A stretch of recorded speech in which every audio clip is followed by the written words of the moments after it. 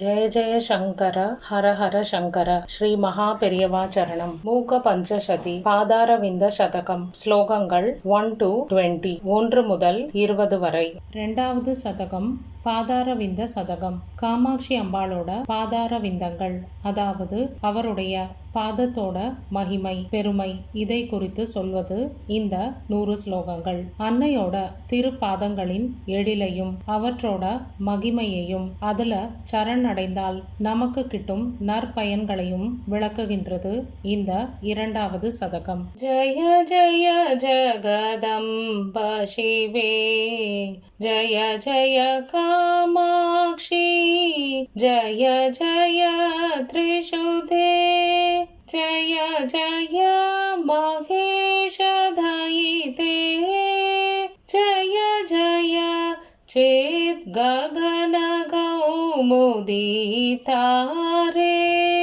மஹிம்ன பந்தானம் மதன பரிபந்தி பிரணயினி, பிரபுர்நிர்ணேதும் தே பவதி யதமானோபி கதமஹ, ததாபி ஸ்ரீகாஞ்சி விஹ்ருதிரசிகே கோபி மனசோ, விபாகஸ்த்வத்பாத ஸ்துதிவிதிஷு ஜல்பாகயதி மாம், கலக்ராஹி பௌரந்தர புரவனி பல்லவருஜாம், த்ருதப்ராதம் யானாம் அருணமஹசாம் ஆதிமகுரு, சமிந்தே பந்தோக ஸ்தபக சஹயுத்வா திஷி திஷி, பிரசர்பன் காமாக்ஷ்யாஹ சரணகிரணானாம் அருணிமா, மராலீனாம் யானாப்யசனகலனாம் மூலகுரவே, தரித்ராணாம் த்ராண व्यधिकरसुरोद्यानधरवे, तमस्काण्ड प्रौढी प्रकटन तिरस्कार पटवे, जनोऽयं कामाक्ष्याः चरणनलिनाय स्पृहयते, वहन्ति सैन्धूरिं शरणिमवनं रामरपुरी, पुरन्त्री सीमन्ते कविकमलभालार्कसुषमा, त्रयी सीमन्तिन्याः स्तनतट निचोलारुणपटी, विभान्ति कामाक्ष्याः पदनलिनगान्धिर्विजयते, प्रणम्रीभूतस्य प्रणयकलहत्रस्तमनसः, स्मराराधेच्छूढा वियति गृहमेधि हिमकरः, ययो सान्त्यां गान्धिं वहति सुषुमाभिश्चरणयोः, धयोर्मे कामाक्ष्या हृदयमबतन्त्रं विहरताम्, ययो पीडायन्ते विभुतमुकुटीनां पटलिका, ययो सौधायन्ते स्वयमुदयभाजोपणिदयः, ययोर्दासायन्ते सरसिज भवात्याचरणयोः, धयोर्मे कामाक्ष्या दिनमनुवरीवर्तु हृदयं, नयन्ति सङ्कोचं सरसिजरुजं दिक्परिसरे, सृजन्ति लौहित्यं नगकिरणचन्द्रार्तकचिता, कवीन्द्राणां हृत्कैरवा विगसनोद्योगजननी, स्फुरन्ति कामाक्ष्याः चरणरुचिसन्ध्या विजयते, विरावैर्माञ्जीरैः किमपि कदयन्तीव मधुरं, पुरस्ताधानम्रे पुरविजयिनी स्मेरवदने, वयस्येव प्रौढा शिथिलयति या प्रेमकलह प्ररोहं, कामाक्ष्याः चरणयुगली सा विजयते सुपर्णस्त्रीलोला लकपरिचितं षट्पथकुलैः स्फुरल्लाक्षारागं धरुणधरणी ज्योतिररुणैः भृतं कान्त्यम्बोभिः विसृमरमरन्तैः सरसिजैः विधत्ते कामाक्ष्याः चरणयुगलं बन्धुपदवीं रजः संसर्गेऽपि स्थितमरजसामेव हृदये परं रक्तत्वेन स्थितमपि विरक्तैकशरणम्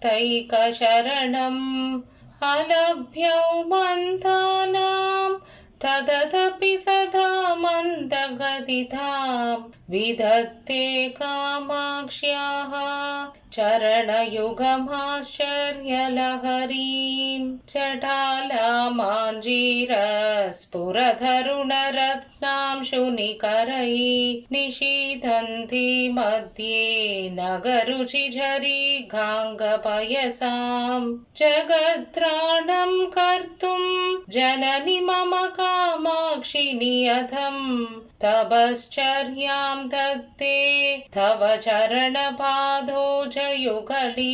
तुलाकोटित्वन्त्वक्वणितमणिता भीतिवचसः विनम्रं कामाक्षी विसृमरमः पाडलितयोः क्षणं विन्यासेन शबिततमसोर्मे ललितयोः पुनीयान्मूर्तानं पुरहरपुरन्द्री चरणयो भवानि तृह्येतां पवनिपीडितेभ्यो मम मुहुः तमो व्योमोहेभ्य तव जननि कामाक्षि चरणौ ययोर्लाक्षाबिन्दुः पूरणधरणाद्धूर्जटिजटा कुटीरा शोणाङ्गं वहति वपुरेणाङ्गकलिका पवित्रीकुर्युर्न पदतलभुवः पाटलरुचः परागास्ते पाप प्रशमनधुरीना परशिवे घणं लब्धुं येषां निजशिरसि कामाक्षि विवशान् वलन्तो व्याधन्वन्त्यहमहमिकां माधवमुखाः भलाकामालाभैर्नगरुचिमयीभिः परिवृते विनम्रस्वर्णारी विकचकचकालाम्बुदकुले स्फुरन्दः कामाक्षी स्फुटदलितबन्धुगसुहृतः तटिल्ये गायन्ते धव चरणपादोजकिरणा सरागः सत्त्वेष प्रसृमरसरोजे प्रतिदिनं निसर्गाधाग्रामन्